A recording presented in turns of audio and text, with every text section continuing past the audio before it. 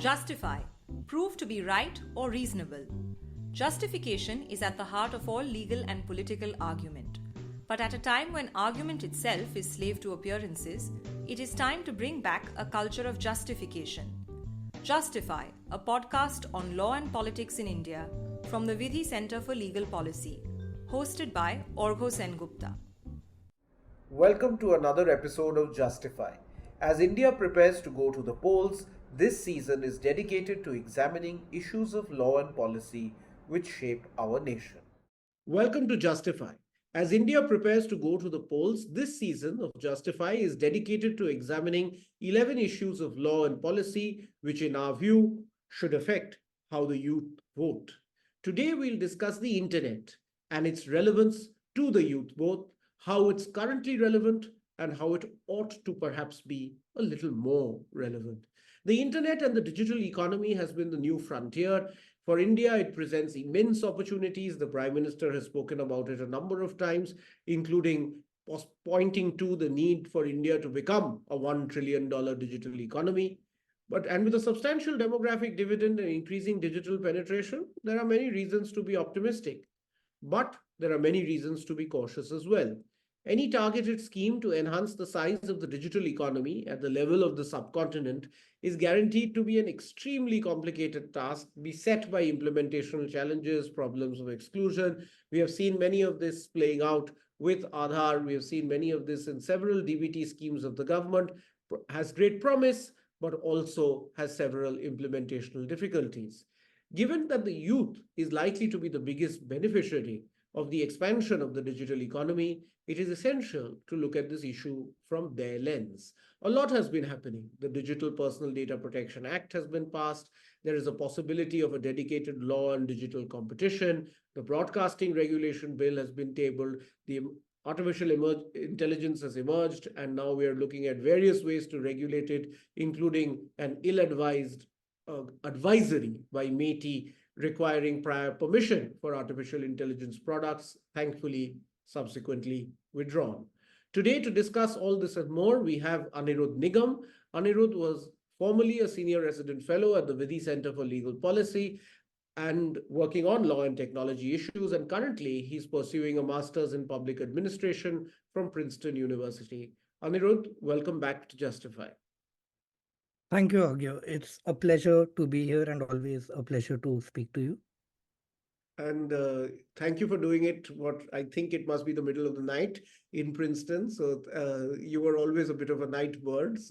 But still, thank you very much for burning the midnight oil, literally, for doing this. So let's jump right in. So data from the World Bank shows that in 2022, only 46% of India's population had access to the internet. So if only 1 out of 2 people have access to the internet, then is it that we are getting ahead of ourselves by talking about the benefits of the digital economy being this game changer for Indian politics as well as governance in the country? The short answer to that question is we aren't getting ahead of ourselves, but yes, there are groups that face significant disadvantages in accessing the digital economy. I suspect across many dimensions of inequality, gender, literacy, income levels, caste, groups will lack access to the digital economy, which is a part of the economy.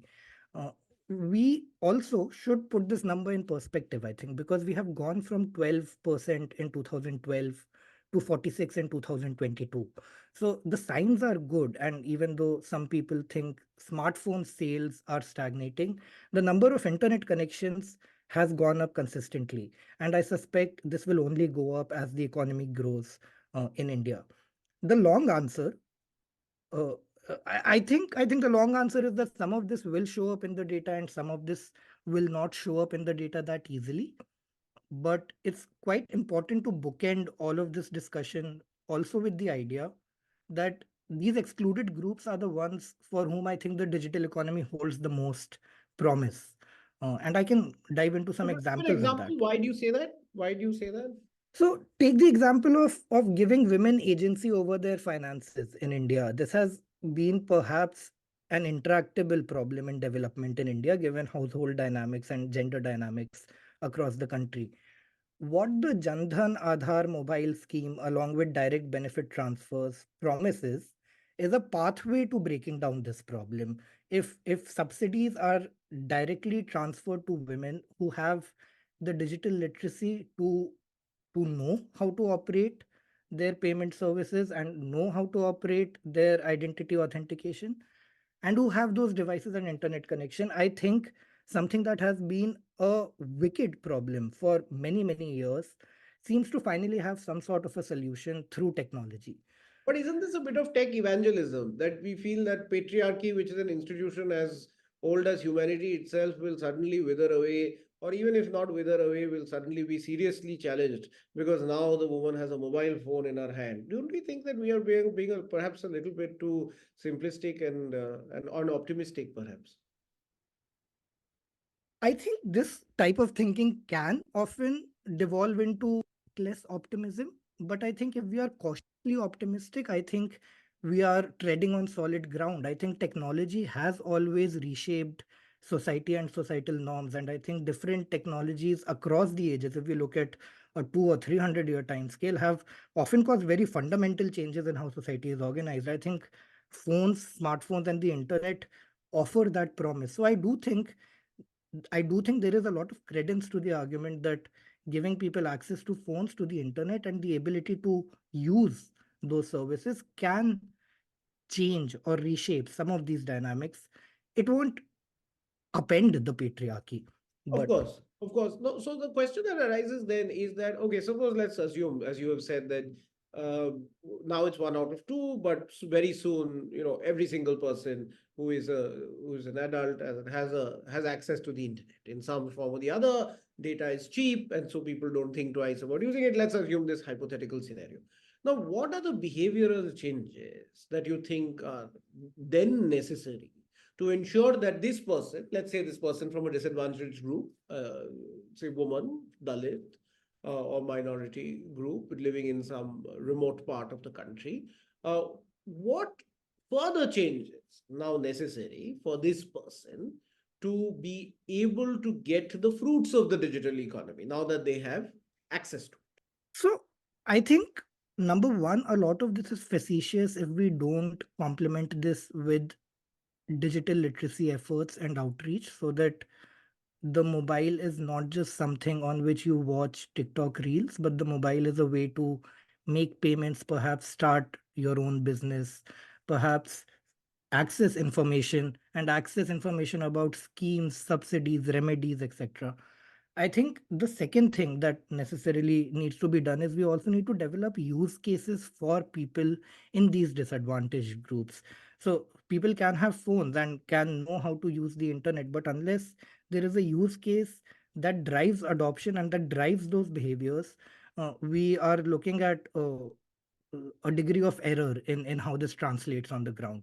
So I think with increases in digital literacy, combined with creating specific use cases for technology that meet the needs of disadvantaged groups, I think we start moving towards that direction. Yeah, and I think this reminds me of an example. So this wonderful organization called Haq Darshak, which is essentially working with disadvantaged groups using technology as an intermediary in helping people access entitlements and benefits. Right. And it's a very interesting model. I urge the listeners to check it out, where Haq Darshak as an intermediary uses technology to assist the end user in accessing whatever pension or subsidy or in other entitlement that they have. So I think this is the kind of example that Anirudh perhaps is talking about, where we are essentially ensuring that not only does this person have access, but also has the benefits that the digital economy offers. But you're a public policy student, and if you were to think about the policy measures that would be needed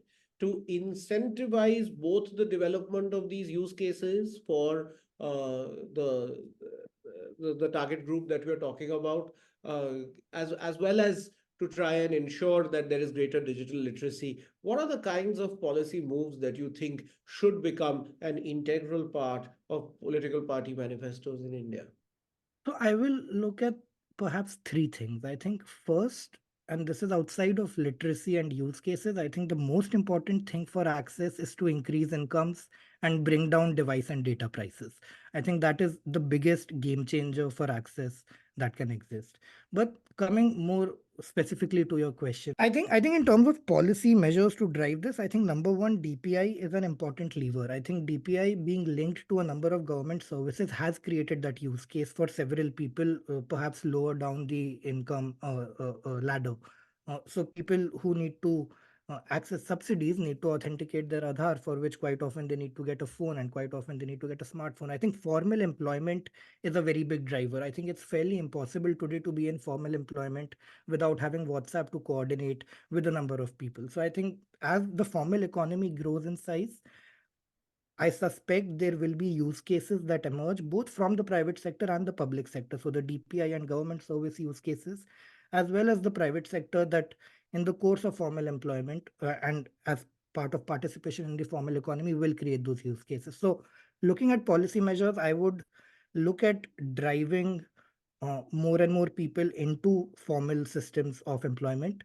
And I would look at, as I said, ensuring, I would also look at pushing digital public infrastructure and government services related use cases because those really matter for a lot of people lower down the income ladder. So let's come to DPI. The DPIs, that's digital public infrastructure and digital public goods, have been a fundamental plank of India's G20 presidency. It's been a fundamental plank of India's approach towards the digital economy. And the idea in that sense is a fairly simple one, is that we need to create digital public goods that everybody can use and build on to provide products and services that can reach end users. And these digital public goods should be created for the citizenry as a whole, and not by a corporation for its own private ends. That in a gist is what the DPI uh, is about. And we can now see examples of that across various sectors, whether it is in payments, whether it is now in shopping, whether it is in travel. There's kind of beginnings or shoots of the DPI that seems to be everywhere. Now, as far as the question of governance is concerned, do you think we run the danger of putting all our eggs in this DPI basket? During the G20 presidency, there were some murmurs particularly by European countries, that the idea of digital public infrastructure is good, but what if there is an authoritarian government somewhere?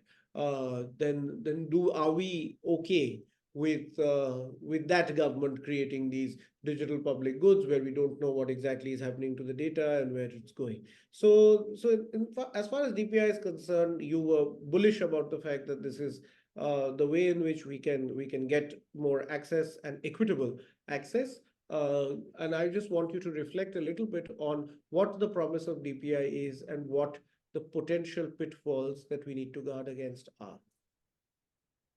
I think the promise of DPI is massive. I think DPI seems to have there's this imagination around DPI where it can reshape how the internet perhaps operates because you have identity, you have payments, and you have service modules now.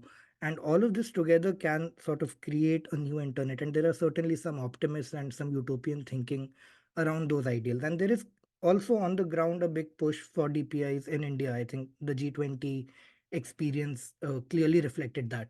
I think one question that we do still need to grapple with is what exactly do we mean by DPI? Because over time, this definition has evolved. It evolved from just the Jandhan Aadhaar mobile idea to becoming about health records, to then becoming about health services, then also about e commerce and agricultural data markets and all types of services now, as you mentioned. I think a pitfall there is that the more you move up the stack, I think there is a danger that you can crowd out the private sector. And I think that can perhaps become problematic because sometimes the best innovation does come from the private sector. And there is a UPI example which I think really nails this.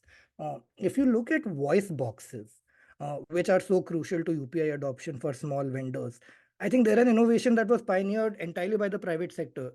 I'm not sure the state would have come up with that solution. In fact, jokingly, sometimes I think the state solution would have been to place an employee near every small vendor who then seeks rents from the vendor for telling them whether the money is being deposited or not.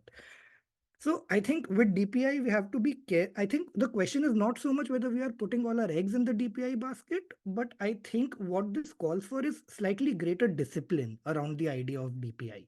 It needs to remain infrastructure in a sense, which allows other people, which allows the private sector, along with the government to offer services on top of it. So we want to build digital highways, but we want everyone to be able to travel on these highways, not just the state or national champions that are close to the state.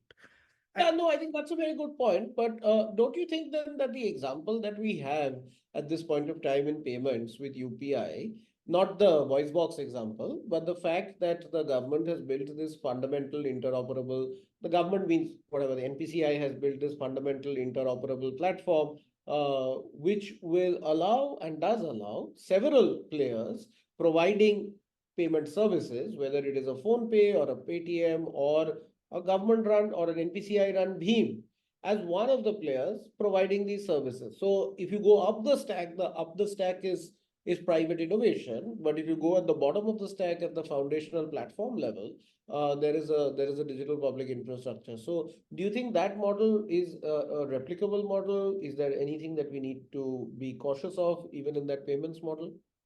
I would call out two things to be very cautious about. I think first, the distinction that you made is actually an important distinction because it was the NPCI that built the UPI.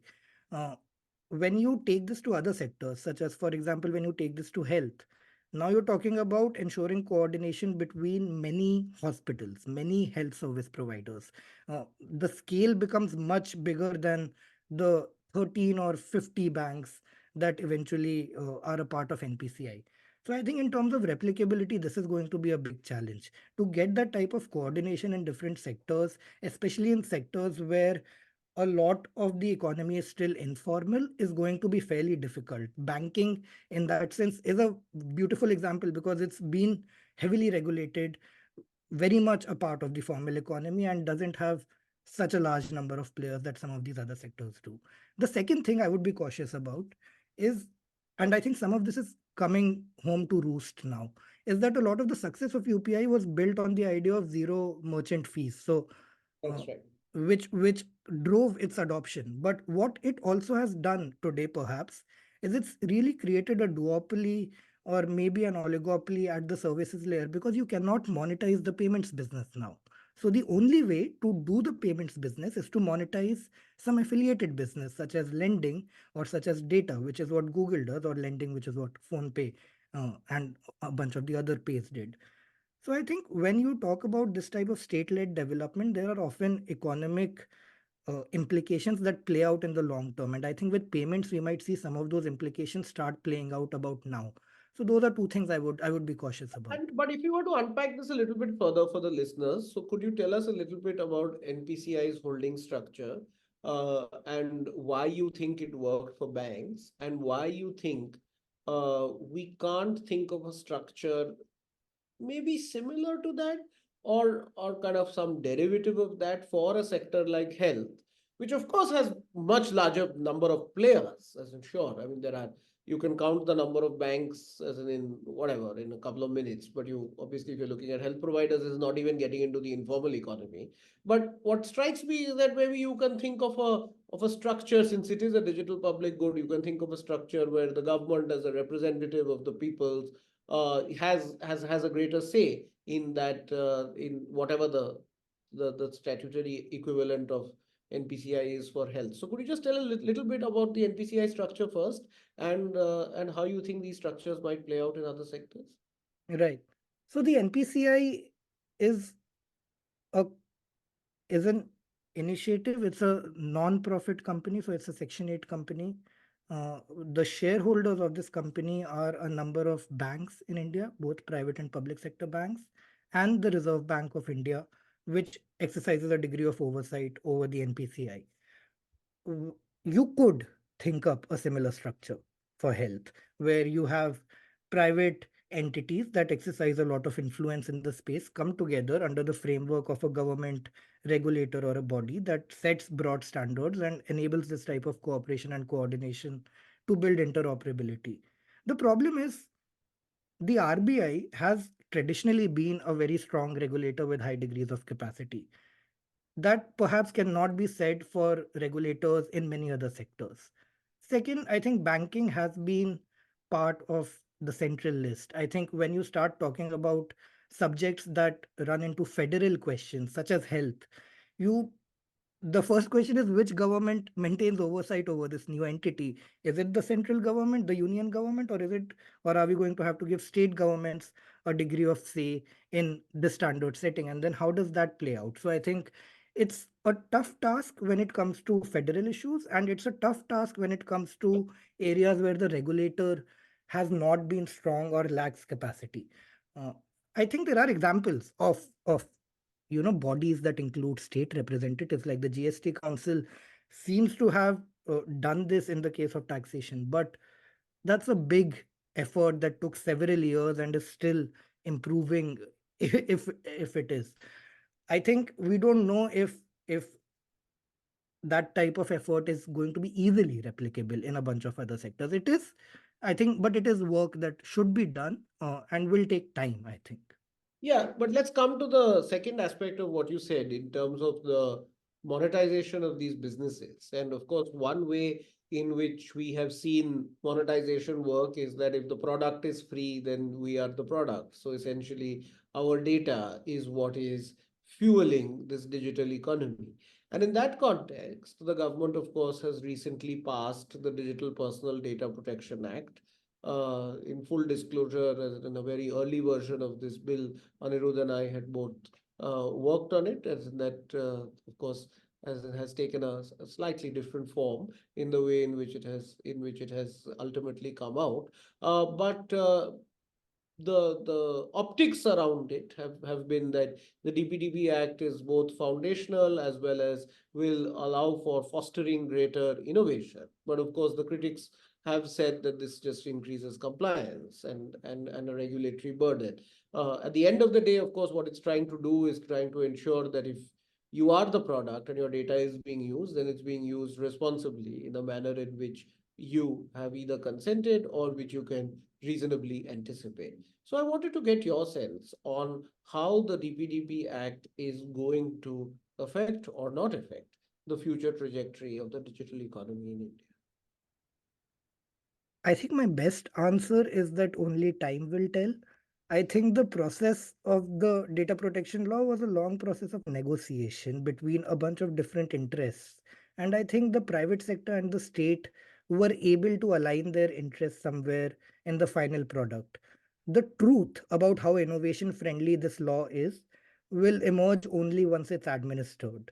Uh, but I think this idea of fostering innovation very often becomes a dog whistle for let the private sector do what it wants. And I think there is a danger there. I think the administration of the data protection law cannot ignore the fundamental privacy questions and the citizens' rights that are at the heart of the effort to protect people's data for and can't sacrifice that for really vague promises of innovation. So I think as such it's a fairly decent piece of legislation with maybe some caveats, but I think time will tell, and I think to the extent that this allows the Indian digital economy to start operating in global markets, I think this is a law that puts us on the right track, because that type of interaction will over time improve the law and its administration as well, which I think is really the key thing to look out for. Does this law allow Indian companies to trade with the world easily? And what do you think are the key facets of this law that enable Indian companies to be on a level playing field with their global counterparts? I think there are a number of aspects that do that. I think the first one that comes to mind is the perhaps dilution of restrictions on cross border data flows. There is still a provision around cross border data flows, but there is a degree of uncertainty. And if you read between the lines, you might make the inference that the government does not have the same type of position on restricting cross-border data flows anymore. I think that's one big aspect of the data protection law. I think some of the deemed consent provisions also enable a lot of smaller players in the chain of data transfers to sort of seamlessly be incorporated within companies' compliances. And I think that's very important because I think that's the type of provision that allows compliance costs to be reduced and that also allows sort of greater services to be rolled out to people. Let's talk about the elephant in the room here, and a pretty massive elephant in the room here is of the fear of surveillance. And while this has been conflated with a data protection question, it is an independent question in and of itself. Is that does this tech-enabled modernity that we find ourselves in, and we are kind of even going further into, uh, does this essentially open ourselves up to being surveilled every step of the way by the state, most critically, because it still has the monopoly over violence, as well as by large private sector players who can track our activity on the internet. And in that context, the data protection bill has been widely criticized for the fact that it has large exemptions for the state. It particularly for surveillance purposes. There are agencies which are completely exempt from the bill itself. So essentially, the state will be able to surveil you. And this, when it is seen conjointly with the Pegasus scandal, where the phones of several important people were hacked, and we really haven't gotten to the bottom of it in terms of what happened. Did the government actually purchase Pegasus? Did it actually authorize its usage on phones of journalists and opposition members? What exactly happened? We don't know. So when we are sort of in this moment or in this atmosphere of uncertainty about whether we are being surveilled or not, how do you see uh, the Data Protection Act in terms of A, is this a missed opportunity for surveillance reform? And B, how do you see surveillance as being one of these caveats that we need to always remain cautious of while we can remain bullish about the growth of the internet and the promises that it brings? So this was my big caveat to saying that the data protection law is a fairly decent piece of legislation, that it almost entirely leaves out surveillance reform. I don't want to be a pessimist about this, but I suspect that over time we will find out that this is the world we made and now this is the world we reside in. I think people have willingly or perhaps ignorantly, but definitely in a way that they continue doing it, handed over their data to private companies. And I think private companies have faced fairly little pushback outside of a small community of people who sort of argue surveillance capitalism. I think by and large, people are very happy with Instagram tracking their location as long as it recommends the best restaurant to them. With the state, this becomes a much more problematic question. And I think with the state, if you look globally, I am not sure there are any jurisdictions that have done very well on this front. I think in the US, which has formal safeguards for surveillance, intelligence agencies were still able to subvert them using a data broker loophole where they simply purchased all of that data and then had access to it. Not to mention that there is a lot that the NSA probably continues to do that we just don't know about. So I think when you look at surveillance by private entities and by the state, uh, it is a tough moment because I don't think the political economy for reform exists at the moment. And I think that's why and that's why the data protection bill is a missed opportunity. But in some senses, the opportunity was never there because the political will for this type of reform was never there. And I suspect that in a world where no jurisdiction really leads the way, most countries are going to accept this as the equilibrium because it serves sort of the national security apparatus's interests. So, So I'm just wondering whether you think that there will be a tipping point for something of this nature. I completely agree with you. We have all, in some sense, signed away our data and our privacy for benefits. We perhaps draw our own lines in terms of where and how much we are willing to give up. But I think most of us at least, who have taken up a smartphone, have made some compromise at somewhere down the line, and that is willy-nilly pushing us into this surveillance society. But I was just wondering whether there's a tipping point here somewhere, because the Pegasus scandal, for example, is a wake-up call, but perhaps again not a very public one. Uh, that essentially everything you do on your phones could be tracked by the government. Uh, so I was just wondering whether you think that there will ever be the political economy for surveillance reform in India or in the US for that matter. I think there are, of course, I can't rule out the possibility of surveillance reform. I think there are certain types of events that can drive an imperative for regulation. I think certain types of moral panics can sometimes create a need for governments to assuage their people. So if the people of a country are enthralled in a moral panic about how much surveillance their government does, there might be the political economy for the government to assuage those demands. What I do think though is that those tipping points, if they happen, will happen by chance and by a confluence of a number of variables that align at the same time. What I think we are seeing and what I think we will see is that we are becoming a much more networked society. As we become a much more networked and much more interdependent society, the the costs of any type of malicious act increase because the scale at which you can perform those malicious acts increases. And I think the natural response to that is an increase in surveillance by government. So I am actually fairly pessimistic about this, but I think it's an implication of interdependence that surveillance reform is only more unlikely 5 years later than it is now.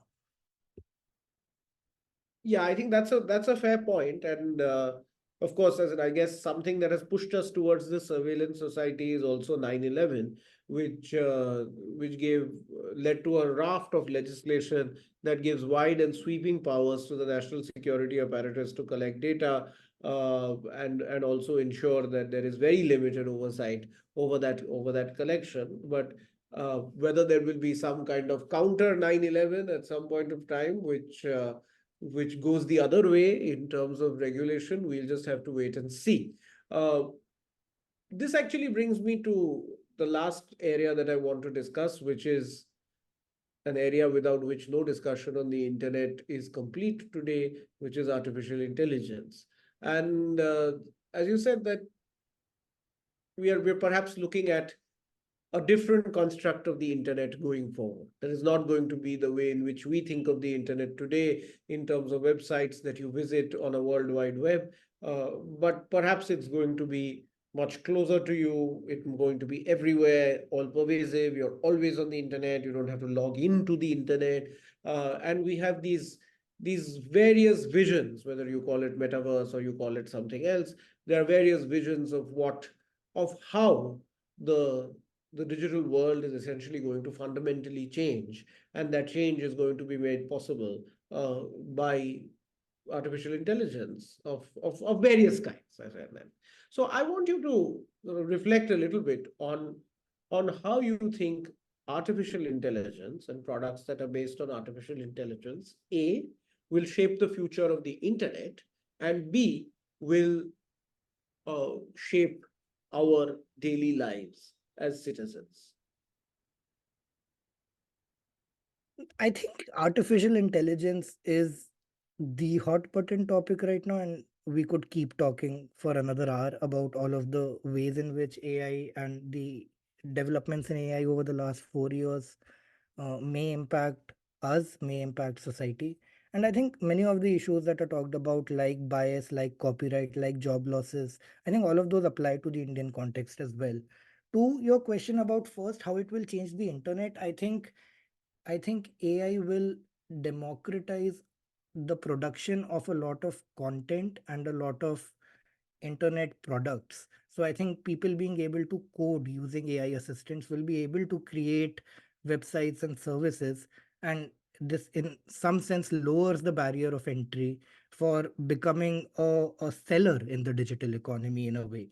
I think the other thing it will do is it will create this entire new world of content creation where we are no longer limited by individual creative abilities or by individual abilities to translate a vision into reality. I think we have a very powerful machine now that can actually dream up many kinds of realities that perhaps humans too cannot.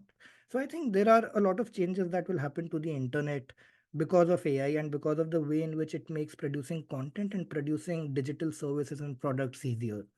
I think in terms of how it will affect us, I think we might become very reliant on AI tools as they proliferate. I know that right now I use ChatGPT as an academic assistant for all of my courses. In fact, one of these days I was thinking about how people did this course in 2018, which is 6 years ago, if you think about it. But there has been, I think, already a big shift in terms of uh, the tools that are available to people. And I think people are very happy to use AI in that sense. Uh, what So I this do think, actually brings me to the question of AI regulation. And we found that at least the government of India has not taken a very consistent position on this. As in you hear sounds here and there that one, we are not going to regulate it because we want to be a market that's open for disruption and innovation, and so there's going to be no regulation. But then suddenly there is a old license Raj style advisory that gets issued that any product that is based on generative AI that is put out in the Indian market has to require the prior permission of the government of India, of course, subsequently withdrawn. So the question that arises is that what is the optimal way in which we are looking at regulating AI? Number one. Number two, are we really looking at it as a horizontal cutting across areas of all forms of AI? Because that seems to me to be at this point of time a little bit naive. Or are we really looking at it much more in a sector specific way, given the fact that AI is going to be pervasive and it perhaps doesn't make sense to do something that is straight up across the board, because the way in which it will work in health is again very different from the way in which it will work in helping you do your academic assignments. And we can't think about regulating it similarly. So your thoughts on regulating AI and this horizontal versus vertical question. right? So let me take the first part of that question. I think in terms of how we think about regulating AI, there is a lot to be learned from the big tech experience in terms of preventing monopolies from emerging, in terms of ensuring accountability and ensuring a degree of transparency in how these AI models operate. Uh, I think it's important to not be reactionary about this. And I think that is also a lesson from the big tech experience that reactionary regulation does not work. And ultimately, without sustained engagement with high technology industries, it's very difficult to regulate them. Uh, what I think India needs to do definitely is not become a hostile market for the best AI products, which means this type of ill advised advisory is a bad idea. The frame in which I would think about AI regulation is a frame that I borrow from uh, Acemoglu's arguments in Power and Progress, where he says that the effects of technology on society are not deterministic. They depend on a series of social, political, and institutional choices we make that will determine the winners and losers from any new technology. I think this actively needs to be the frame with which we think about regulating AI. With every decision, we must think about who wins and who loses from that decision.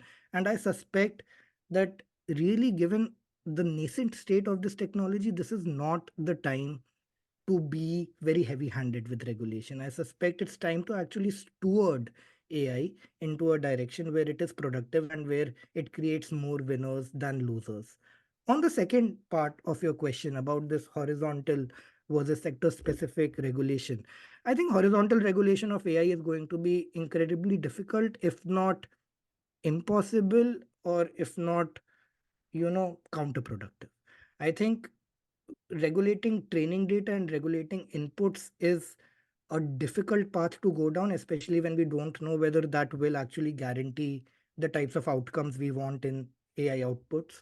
I think regulating foundation models sort of in this general way depends really on a high degree of institutional capacity within the government to do that as well. And I think that is perhaps lacking across governments, even in the most advanced governments at the moment.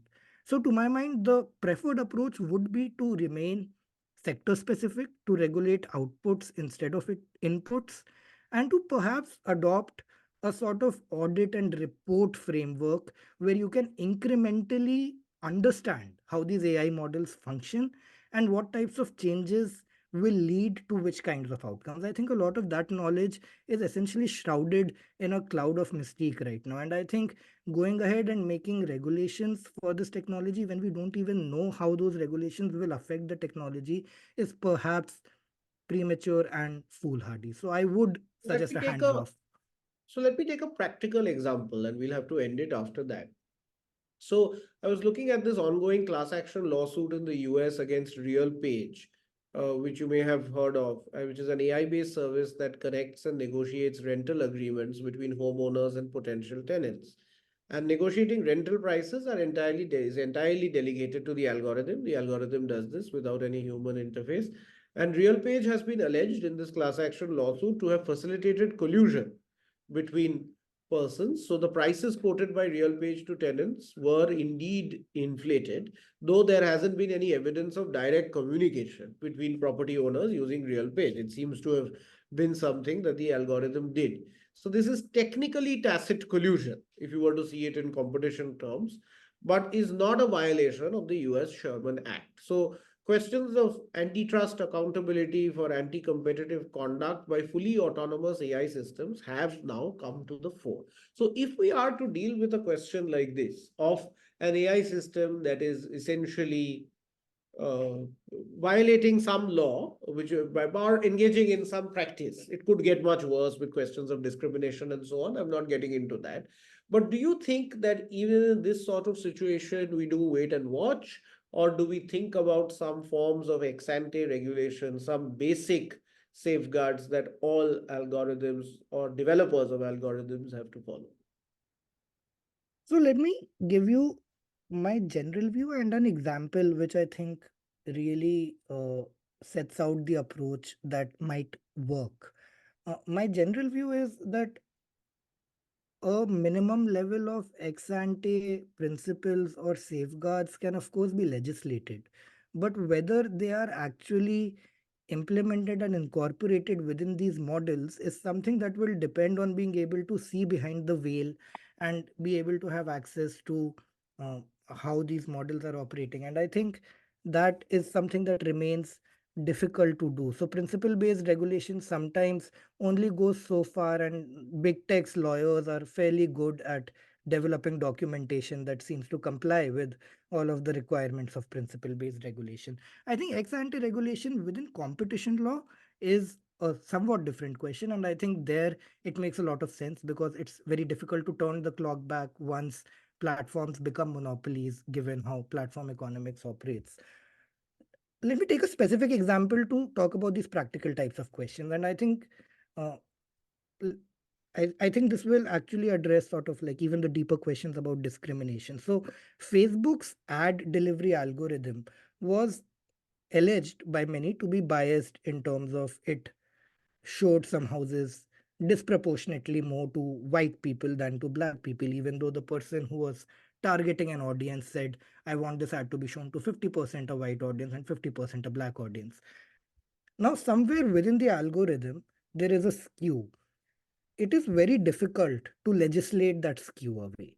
Ultimately, how this was solved in the US was that the Department of Justice pursued a lawsuit against Meta, which resulted in a settlement, which resulted in several rounds of negotiation with Meta, where the DOJ got privileged access to how these algorithms were functioning and was then able to make or recommend the specific prescriptions that might reduce that type of discrimination. So I think given the number of areas in which AI is being used, I think housing, in terms of job screening, in terms of giving out credit, in terms of bail applications, right? I think there are clear cases where we need to be alive and we can't just be hands off and say, let this go on. But I think the way in which we are alive has to be a sustained engagement with these companies in the framework of a settlement or in the framework of a lawsuit. I think it's very difficult to legislate uh, for these types of issues in AI today. Absolutely. And I think a wait and watch policy makes sense for a number of reasons, and apart from the fact that we may not be able to do anything else apart from just being vigilant. So I think this has been an engrossing conversation. But last word to you, Anirudh. So the elections in India are around the corner, and a government is going to be elected come 4th of June. And so, if you had a wish list of 2 to 3 major policy moves in the tech space that you would like to see, what would those be? Very briefly. Well, I think very briefly is the difficult part of this question. What I would really like to I see thought two to is three might be the difficult part. um, uh, that's an open question. I think number one, I would like to see commitments to increasing access. I would like to see concrete commitments that go outside of setting up a fund of sorts that perhaps never really gets utilized in that way. Those concrete commitments should perhaps come with measurable targets, should perhaps come with a series of economic proposals about tariffs and customs and tax rates that reduce device and data prices and that increase incomes. The second thing I would like to see is I would like to see a structural mechanism through which free speech and content moderation issues are addressed within India. I think right now the executive and the government is struggling as much with this problem as civil society and citizens are, because there is no answer to who who is responsible for, let's say, some degree of hygiene around content online. I think this needs sustained engagement from all sides of the aisle, but I would like to see a structural mechanism that preserves civil liberties, that preserves a degree of independence, but also creates sort of the base framework which can then be improved upon. Uh, and perhaps the third and final thing I would like to see is I would like to see digital public infrastructure rolled out across a number of sectors uh, in sort of a minimal way where it is about infrastructure and that allows the private sector to build upon it. So expanding beyond payments and commerce uh, to education, to employment, uh, to agriculture. I think that's the third big push that I would really like to see. Thanks very much, Anirudh. I think those are three big pushes, and you've been very brief in giving those answers. And I hope that the policymakers do listen, because that's really the direction in which India needs to go. So thank you very much, Anirudh, for an engrossing conversation. I certainly enjoyed it, and I'm sure our listeners did too. So do keep joining us for future episodes of Justify. As we close, let's reveal the question for today's Free and Fair, our special audience poll where, as the listeners, you get to exercise your franchise. Today's question: is the Digital Personal Data Protection Act a net positive? Vote yes or no. To cast your vote, visit my Twitter account at the rate @orgo_justify or with his LinkedIn page in the next 48 hours. Adjourn. If you enjoyed listening to this podcast, follow us on Twitter at Vidhi_India for regular updates. We are on SoundCloud and Spotify as Vidhi Center for Legal Policies podcast. You can also listen to us on Google Podcasts or iTunes. Email us at justify@vidhilegalpolicy.in to share your comments and feedback on this episode.